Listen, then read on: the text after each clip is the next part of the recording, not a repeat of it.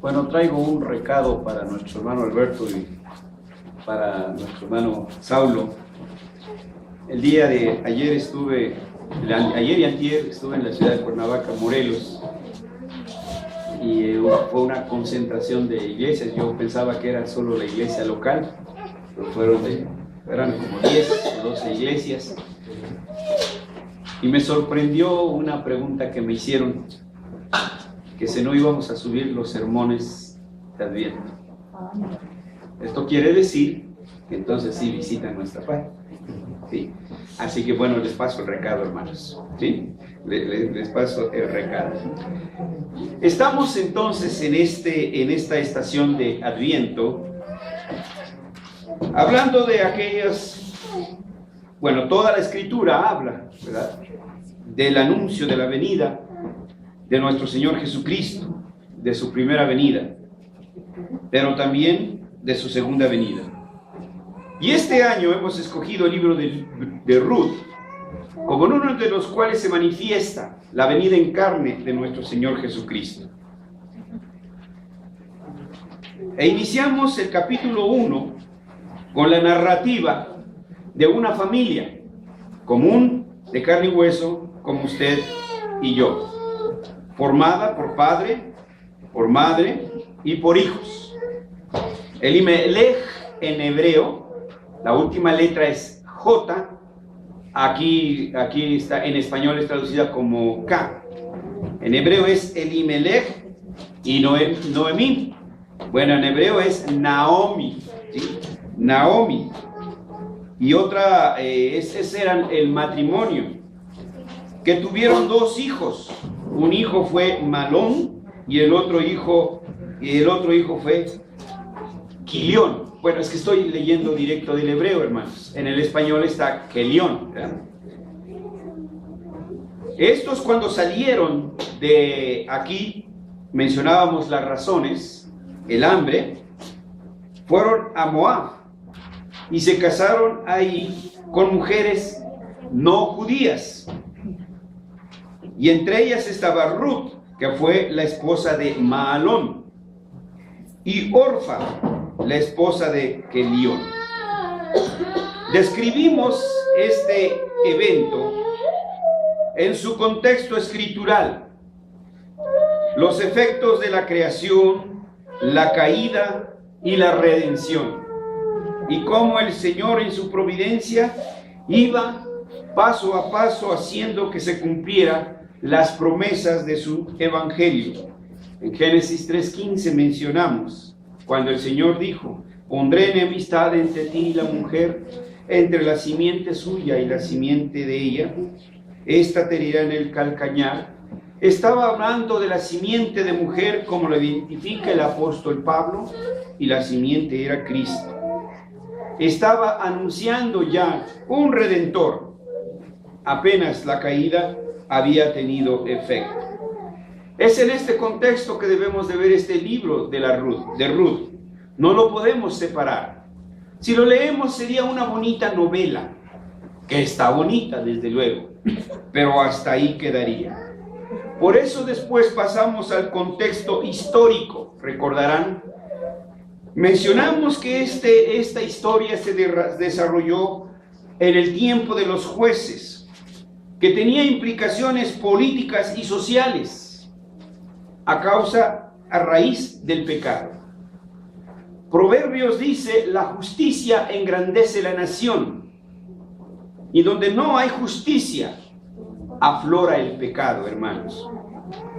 Nuestro país tiene esos problemas, ciertamente, y los etiquetamos como problemas sociales o políticos. Pero nunca se nos ocurre pensar que el resultado de esos problemas políticos y sociales son precisamente el pecado del hombre. Porque el hombre no ama a su prójimo, porque el hombre no ama a Dios, porque el hombre no cumple la voluntad de Dios, no cumple sus mandamientos.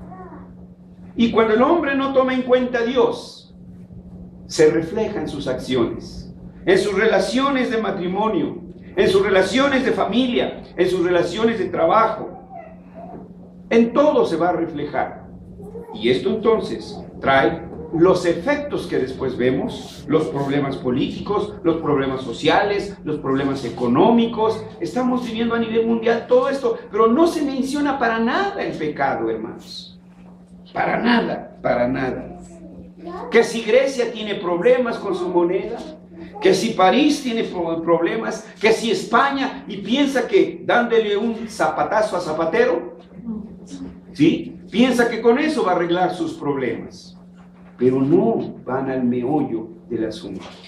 Este era el problema, el abuso, el incumplimiento de la ley. Hizo que los efectos de ese pecado se vieran ahí. Un pueblo infiel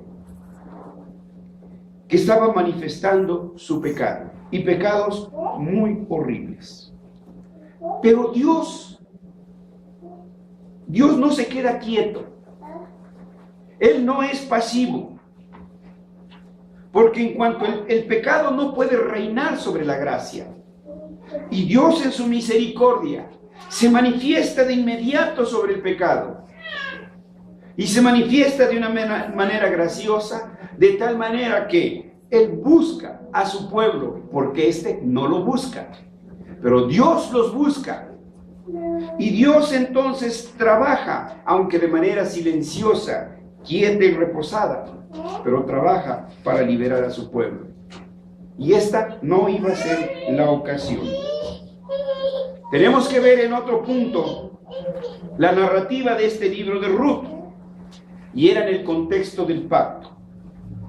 Que Dios hizo un pacto con su pueblo desde Noé, que Dios hizo un pacto con Abraham, que Dios hizo un pacto con el pueblo de Israel, que Dios hizo un pacto con su iglesia, pero el pueblo no ha sido fiel a ese pacto.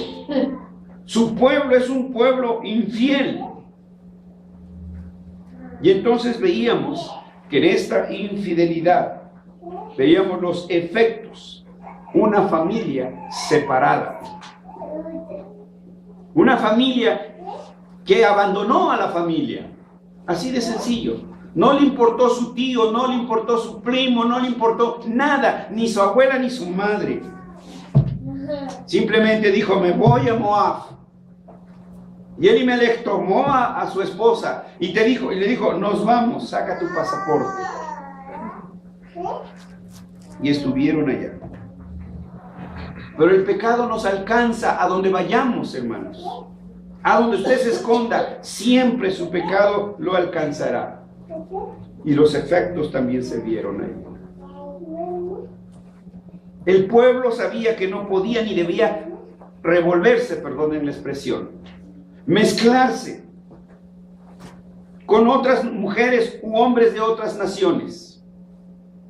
Pero Malón y Kelión no les importó. Pensaron: una parisiense o una española, o no sé, yo creo que son mejor. Y entonces se casaron con mujeres moabitas, con Ruth y con Orfa. Tenían distintas maneras de ver a Dios e interpretar el mundo. Las mujeres moabitas amaban a dioses que Dios odiaba, ídolos. Y entonces empezamos a ver los efectos. Pero en el contexto del pacto, en este libro, vemos una familia redimida.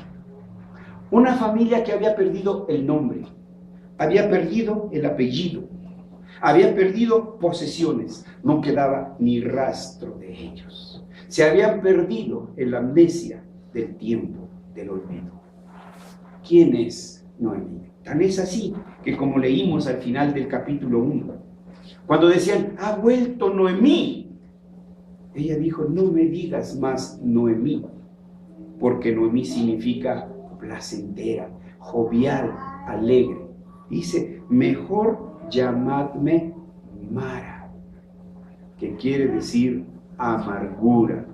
Así que, jóvenes, señoritas, no se les vaya a ocurrir ponerle a su hija Mara, porque significa amarga, ¿sí? Es tremendo. Entonces sí, tenemos. Ahora, en el capítulo 2, de Ruth, vamos a leer ahí, ya lo hemos leído, pero ahora quiero centrar un versículo para que comencemos ahí.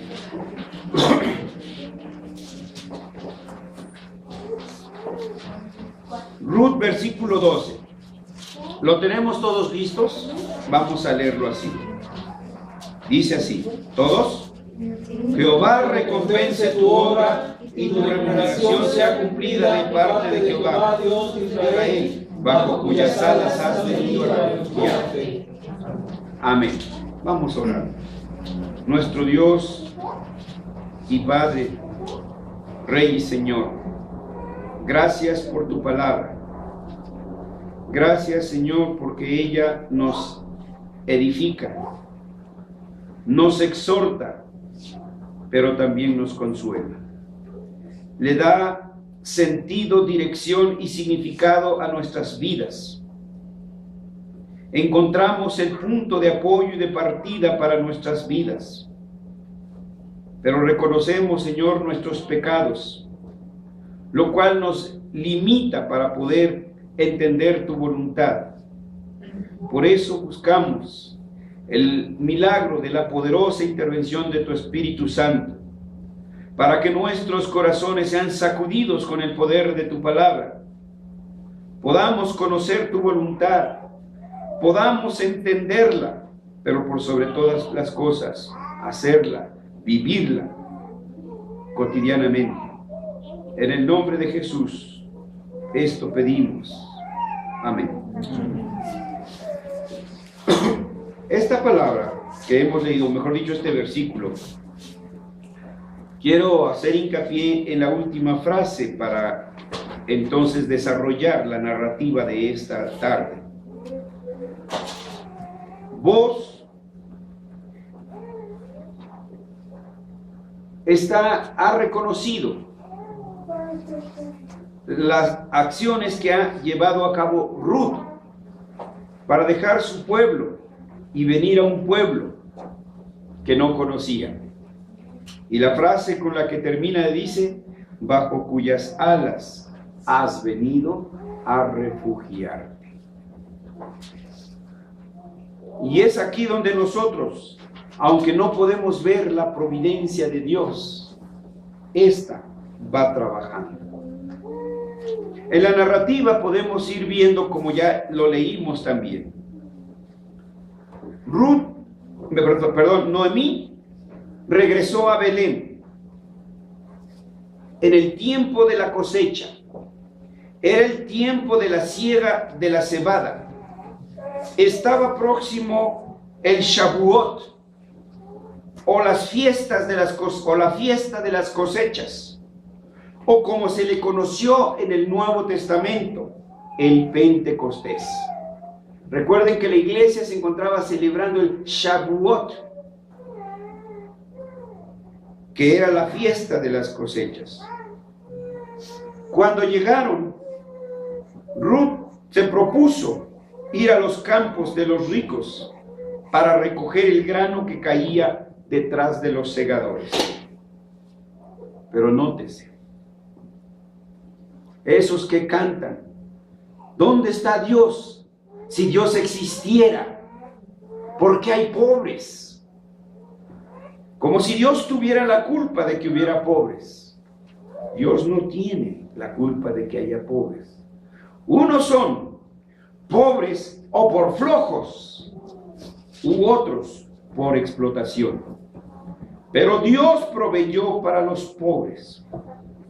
¿Por qué Ruth fue a cegar a los campos? ¿Por qué fue a recoger espigas de los campos? Porque Dios había establecido una ley.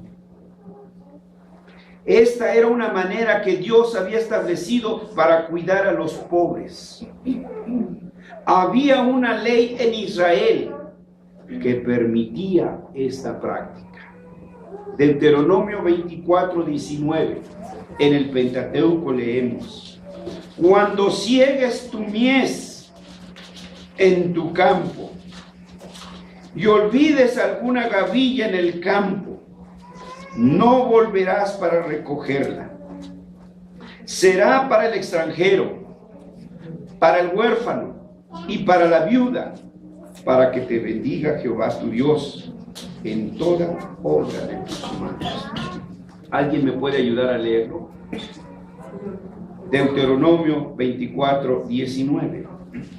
Cuando sigues tu mies en tu campo y olvides alguna gavilla en el campo, no volverás para recogerla.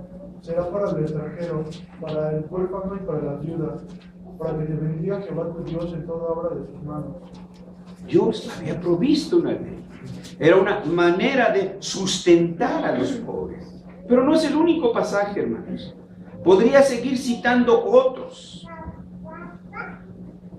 Por ejemplo, el apóstol Pablo a Timoteo: enséñale a los nuestros. ¿A quién se refiere? A los cristianos. Que trabajen para que no tengan necesidad. Punto número 1. Y 2, para que tengan que compartir con otros. Dios nos da para compartir, hermanos. ¿Sí? Y tenemos promesa. Cuando hagamos esto, dice, para que te bendiga Jehová tu Dios en toda obra de tus manos. Para que puedas ver el fruto de tus esfuerzos. Dios nos da para nuestras necesidades y para compartir con los pobres. Si hay pobres, es pecado nuestro. Y todavía más, hermanos, en una iglesia cristiana, donde reina el amor, no puede haber pobres. O debiera de reinar el amor. No puede ni debe de haber pobres. Pero, hermanos, no todos cumplían esa ley. La ley estaba dada. Ese es el problema. La ley de la justicia está dada. El problema es el hombre que no la sabe ni quiere cumplirla. No todos cumplían esa ley, así que era un riesgo para Ruth. Podría llegar a un campo y la podrían correr. Pero de cualquier forma, tenían hambre estas mujeres. Y ustedes, alguna vez yo creo que por razones de trabajo, hermanos, quiero creer, ¿sí? No han podido comer. ¿Qué se siente? ¿Sí? ¿Sí? Y eso son unas horitas. Pero piense usted, que se levanta y que no hay nada para su estufa. Que llega el mediodía y no hay una tortilla para calentar. Que se llega la noche. Muchos de nuestros niños no saben de eso. Nuestros abuelos sí. Nuestros padres también. Pero ellos ya no saben de eso. No pueden entender lo exquisito que sabe, después de casi 12 horas de ayuno, un taco de frijoles con un té con hojas de naranja. ¿Por qué digo hojas? Una cáscara de naranja. ¿Sí? Pero Dios ha provisto para los pobres. Él no es el culpable de que haya pobres. Así que entonces, dijo Noemí, bueno, si se queda aquí sentada no nos va a caer en paracaídas el bolillo. Si va, hay posibilidad. Quizá la corran, quizá no la acepten, pero habrá una esperanza. Y la dejó ir. Para ellas era una sola necesidad fisiológica. Una necesidad que necesitaban cumplir. Pero, aunque ni Noemí ni Ruth lo sabían, Dios iba preparando el camino para el cumplimiento de la promesa de su Redentor. Y no solamente para que ella fuera redimida, sino también de donde vendría nuestro Señor Jesucristo. Y Ruth entraba en los planes de la historia de la redención. Ahí está. Y como alguien diría, no espero que un presbiteriano, ¿sí? Por casualidad Ruth se presentó en los campos de Booz. Ella no andaba buscando a ver en quién, No hizo una lista, ¿no? A ver, me voy con Rockefeller, Pliego Salinas Pliego, Carlos Slim. No hizo su lista. Simplemente llegó a un campo. Pero resulta que ese campo era de Booz. Porque la providencia de Dios trabaja. La providencia de Dios es el acto soberano por medio del cual preserva, gobierna y dirige el mundo y todo lo que en él sucede. Y así llegó a los campos de Booz.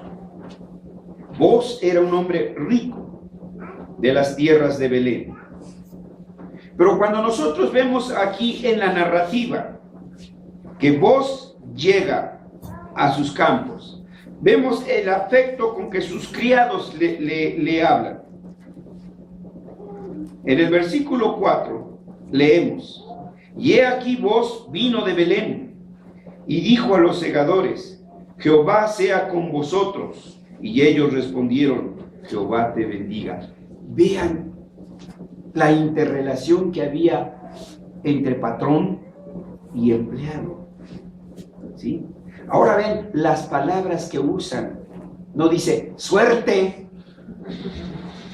Sí, así saludan y así por fortuna. No, miren las palabras de estos israelitas. ¿Sí? Los segadores le dicen a su patrón, su patrón le dice a los trabajadores: Jehová sea con vosotros. No está diciendo ojalá y te mueras para que me ahorre el aguinaldo.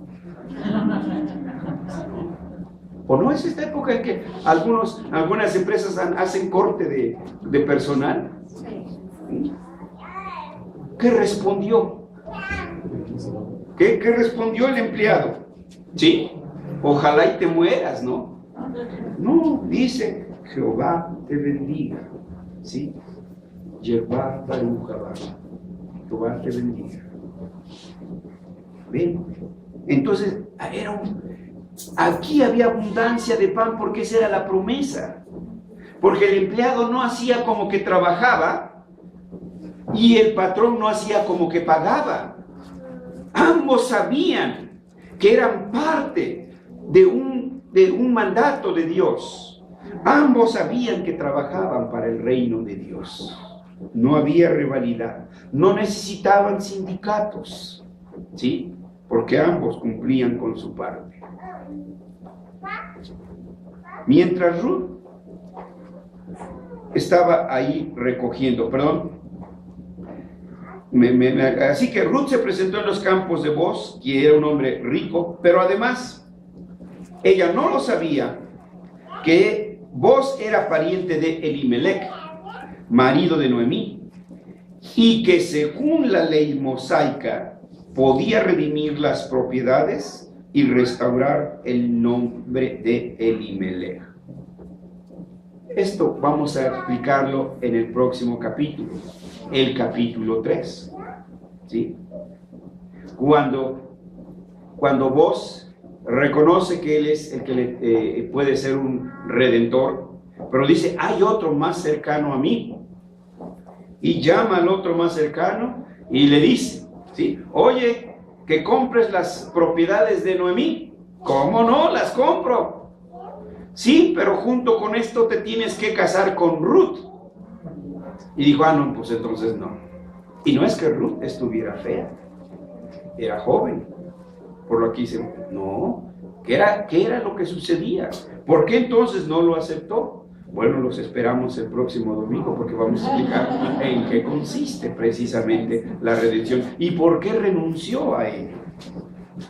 Mientras Ruth estaba recogiendo las espigas que se caían, Booz llegó a sus campos. Booz notó la presencia de la joven moabita y se le informó que era Ruth, la nuera de Noemí. El hecho de que Ruth hubiera escogido para vivir bajo los términos del pacto y en la comunidad del pueblo del pacto impresionó mucho a Booz. Y en consecuencia, Booz le prometió libertad en sus campos. ¿Sí? Cuando la despide, recuerden, le da cebada, le da esto y le dice, espera que Jehová arreglará esto. Esa es una promesa. Voy a hacer lo que se tenga que hacer para que ustedes vuelvan a tener sus propiedades. Ordenó también que nadie la molestara. Tengamos presente, hermanos, que era una mujer joven. El pecado ha sido el mismo de siempre. El hombre ha sido el mismo de siempre. ¿Sí? Siempre. Y entonces una mujer joven y bonita, imagínense en una obra de albañilería donde hay tanto varón ahí, pues nada más con las arquitectas, cómo tienen que luchar, ¿no? Para imponer su autoridad ahí. Pues era aquí también lo mismo, ¿sí? Le estarían chiflando, le estarían haciendo propuestas indecorosas y toda la cosa, mujer extranjera, nadie que la defendiera, etcétera. Pero vos dijo, he ordenado que nadie te moleste. Tengamos presente entonces esto, que además de eso era viuda y que además de eso era pobre. No tenía para pagar un abogado que la defendiera si algo le hicieran ahí. Y no faltaría por ahí algún acomedido que quisiera aprovecharse de ella. Ruth se mostró sorprendida. ¿Por qué estuvo sorprendida? Por la amabilidad de un desconocido. Ustedes yo creo que saben. Cuando habla un hombre de estos, no le dice, por favor, le ordena. Cuando habla un magnate, ¿sí? Sabe que a todo le puede poner precio y que si la etiqueta con precio, hay respuesta. Y un hombre que nomás con tronar un dedo, sus órdenes sean cumplidas, le habla como amabilidad a una extranjera, viuda y pobre. Oigan, hermanos, como dicen, ¿sí? El amor como el dinero no se puede esconder. Así también es la pobreza. Por más que nos queramos dar aires de aristócratas, hermanos, pues luego se nos nota. ¿Qué le hacemos? ¿No? Pues entonces, hermanos, pues se le notaba lo pobre a Ruth. Y se queda entonces sorprendida. La amabilidad de un desconocido. De alguno dirá, pero es que era joven. No, hermanos. ¿Sí? Una mujer inteligente también quiere un hombre inteligente. Eso de que la profesionista exitosa se case con el chofer o se case con el jardinero, solo es de lloronovela, hermanos. ¿Sí? No es en la vida diaria. Entonces no podemos aceptar ese argumento de algunos comentaristas, que porque era joven y bonita, y pues claro, prendó a vos. No, es que nosotros como cristianos tenemos que ser siempre amables con todos. Entre los cristianos no puede haber elitismo, no puede haber diferencia. No existe la aristocracia entre los cristianos. Iguales en dignidad, aunque distintos en oficio. Se sorprende Ruth que un hombre rico, y ella siendo extranjera, ¿sí?, donde ni siquiera en sus campos pudiera estar, sin embargo, le habla con amabilidad. Pero la respuesta es, hermanos, que vos honraba el pacto del Señor y sabía que la ley alcanzaba a los extranjeros, que él estaba en la obligación de ayudar a una extranjera y que Dios en su providencia la había puesto allí y que el deber de vos era ayudarla. Cuando nosotros hablamos de ayudar a los pobres, hermanos, no le estamos pidiendo que vaya y cambie un billete de a 1,000 y se ponga en la esquina y empiece a repartir billetes de a 20. No. Es que Dios le va a poner a su derecha, a su izquierda, enfrente de usted la oportunidad para demostrar su amor por Dios y su amor por su prójimo. Y usted debe tener sabiduría para responder en esos momentos.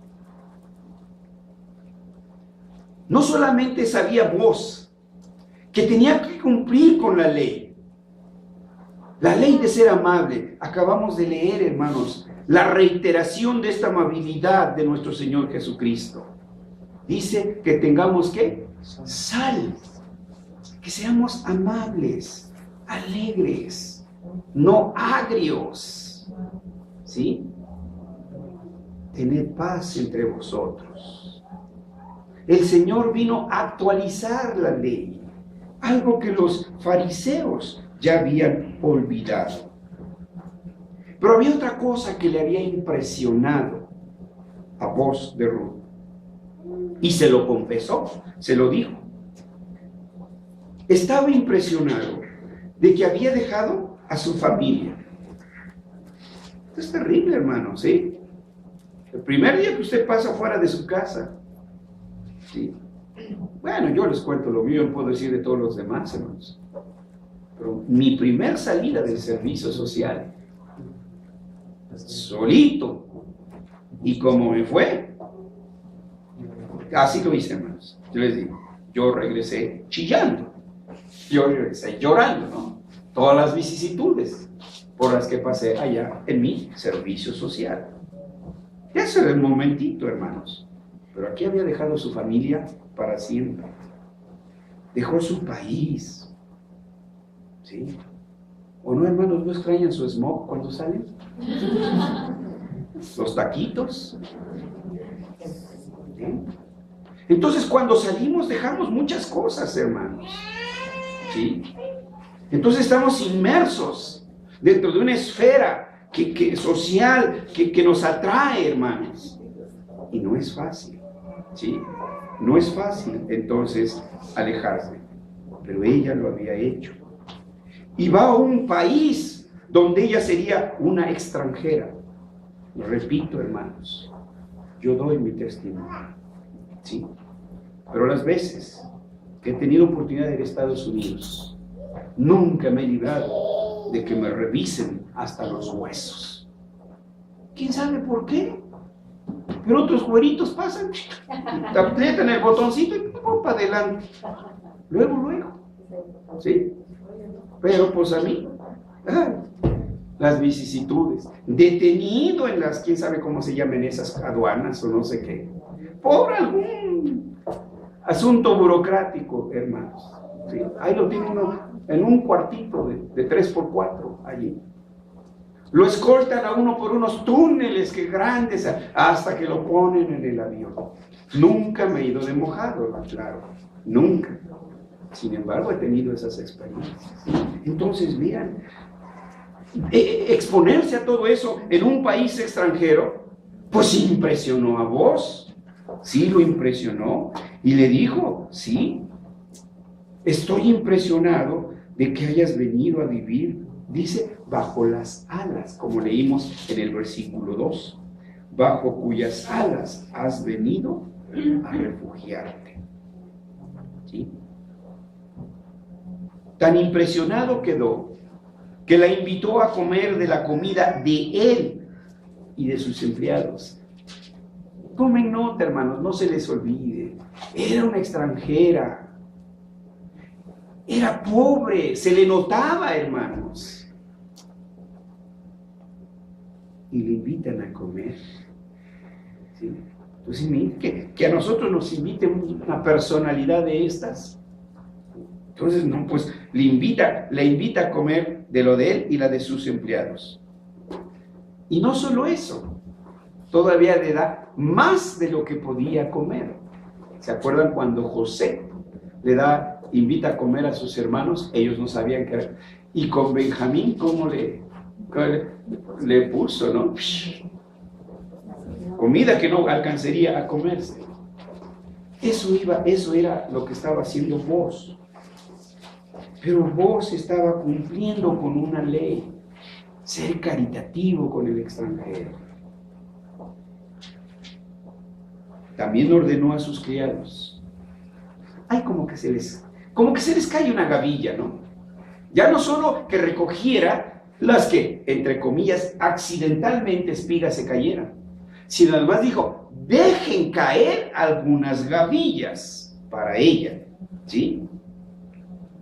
¿Por qué? Porque esta era la ley que se le debería dar a los pobres, a los huérfanos y las viudas. A ellos solo se les permitía espigar lo que se encontraba a orilla de los campos. Era lo único que podía hacer. Pero vos dice no, déjenla que vaya detrás de las criadas, es decir, las que iban cegando. Déjenla que vaya atrás, no a las orillas. Pero todo esto era simplemente nada más iniciativa de vos. No, hermanos, la providencia de Dios. Dios trabajando en el corazón de vos. ¿Se acuerdan cuando Labán iba correteando a Jacob? Y Dios se le aparece en sueños y le dice, cuídate de hablarle mal a mi siervo. Iba furioso a arrancarle a su hija y arrancarle las posesiones. Pero Dios se le apareció en la noche y dice, ten cuidado de cómo le hables a mi siervo. ¿Sí? Entonces, así Dios opera en su providencia. Dios estaba trabajando en el corazón de vos, para que tuviera entonces gracia y carisma delante de Ruth. ¿Cómo había actuado Dios en el corazón de vos para favorecer a Ruth? Era Dios el que estaba trabajando ahí. Esa noche, Ruth desgranó lo que había espigado y regresó a casa con Noemí. Le llevó parte de la comida, ¿oyeron, jóvenes? Y la cebada que había recogido, una efa, que era aproximadamente unos 35 kilogramos. ¿Qué iban a hacer con eso? Pues venderlo. Bueno, y también sé que hay pan de cebada, ¿sí? Pero en fin, algo ya le iba a servir. Noemí, cuando vio eso, quedó realmente sorprendida. No era usual recoger tanto, si siempre iba en las orillas y solo lo que se había caído, ¿sí? Pero cuando escucha el relato que le da Ruth, también sabe que no es normal que se tratara de esa manera a un indigente, como Ruth había sido tratada. Pero mayor fue la sorpresa de Noemí cuando Ruth le dijo que había estado en los campos de Booz. Ahí Noemí empezó a comprender que la mano de Dios estaba detrás de todo esto. Porque Noemí sabía quiénes eran los parientes de Elimelech, pero es probable que su orgullo no la llevó a buscar ayuda de sus parientes, que mosaicamente tenían la obligación de ayudarlo, pero se ve que no lo había hecho. Pero Dios le dice, ¿qué estás haciendo allí? ¿Por qué estás sufriendo? Si yo he provisto para ti. Ah, no, pero me imagino que esta mujer muy digna, ¿cómo voy a ir a hablarles? Pues entonces Dios los fue encaminando, ¿sí? Vos era uno de los parientes más cercanos y este era un posible redentor, quien a través de este medio, Noemí volvería a tener las posesiones de su esposo fallecido, Elimelech. Repito, Noemí comenzó a entender que era Dios quien había llevado a Ruth a los campos de Booz, y no la suerte ni la fortuna. No existe la suerte, no existe la fortuna. En su interior empezó a abrigar la esperanza de que el Señor, todavía en su misericordia, restauraría el nombre de la familia. ¿Alguno de ustedes se quisiera apellidar Hitler? ¿A que no? Se perdió para siempre. Quizá alguno de nosotros no sabe lo que es perder el apellido, hermanos. ¿Sí? Pero para quienes han vivido esta experiencia, que pierden la personalidad.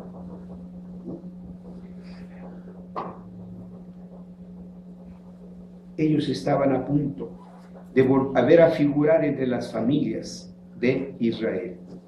En su interior, Noemí empezó a abrigar la esperanza de que el Señor, en su gran misericordia, restauraría el nombre de la familia. Cuando Noemí tomó la decisión de volver a Belén, creía que no le quedaba esperanza alguna.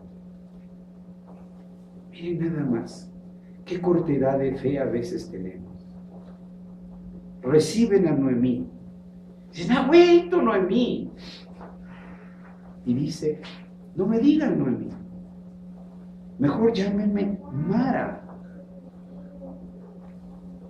Pero no había visto, como diría un hermano evangelista, que traía un alma a los pies de Cristo, que traía una mujer rescatada de las garras del pecado y la traía al pueblo de la promesa. ¿No era esa ya una bendición? No lo había visto así. Solo vio que no tenía tortillas ni frijoles para comer. Y era cierto, hermano. Pero la bendición de Dios, lo poco con la bendición de Dios sobreabunda. Siempre, aunque sea poco, sobreabunda. Pero ahora miraba algo así como un nuevo amanecer. Ahora su corazón se empezó a alentar y sus siguientes palabras muestran que ahora esperaba en Dios, que Él era el único que podía renovar su esperanza. Así que le dice, espera, porque este nos puede redimir. El siguiente capítulo habla de cómo se lleva a cabo esta redención. Y si el Señor nos lo permite, hablaremos de él el próximo domingo. Pero tengamos presente lo siguiente, hermanos, para nosotros, de lo que hoy hemos leído. Tome nota. Dios es un Dios del pacto. Dios no olvida sus promesas. Usted sí. Ay, Diosito lindo, si Él me haces esto, te prometo, y te prometo, y te prometo, y te prometo, y te prometo. Y cuando ya lo tiene, ni una cosa de esas que prometió, cumple. Pero Dios no es así. Él no olvida sus promesas. Así que, hermanos, hay esperanza para nosotros. Hay esperanza para nuestros hijos. Sus hijos están dentro del pacto. Piensen, ¿sí? Mi hijo no se puede perder. Mi hija no se puede perder. Es hija del pacto. Me estoy deteniendo a tiempo, porque yo sé que algunos de ustedes tienen hijos, que yo también tengo hijos, que yo en un momento sentí que mis hijos eran arrancados por los cainitas y los... Pero Dios es fiel a su pacto y ha guardado a mis hijos dentro del pacto. Hubo momentos que tuve medio, sí, pero Dios nos guarda. Hermanos, solo que sí quiero que tengan en su memoria que Dios actúa por medio de su providencia, quieta y calladamente. Jóvenes, señoritas, no desesperen. No estén esperando un William Levy. Esperen el hijo del pacto que el Señor les va a traer a las señoritas. ¿Qué le ven a esos cainitas incircuncisos? ¿Qué le ven? Jóvenes, no desesperen. Moisés a los 80 años sale de Egipto y el Señor ya le tenía novia. De ojitos tiernos y dulces, dice la Escritura. Es que Dios actúa secreta y silenciosamente, pero ciertamente Dios no está pasivo ni indolente. Solo sujétense a su voluntad y Dios hará. No caigamos, hermanos, en el error de Sara. Sara conocía la promesa de Dios. Dios le había prometido un hijo, pero dijo, como alguien dijo que dice la Biblia, ayúdate que yo te ayudaré. Eso no dice la Biblia. Y entonces trató de echarle una manita a Dios como si Dios no fuera omnipotente. ¿Y qué le dijo? Ahí está mi sierva Sara. Sí. Acuéstate con ella y el hijo que tengas será mío. ¿Sí? Hoy, ¿cómo se llama este? No, pero no es exactamente. No, esos que prestan que incluso que ya está creo que no sé si ya se aprobó como ley o está en esos trabajos. Subrogación. ¿Pero cómo le llaman? Asistida. Es procreación por subrogación, algo así más o menos le llaman.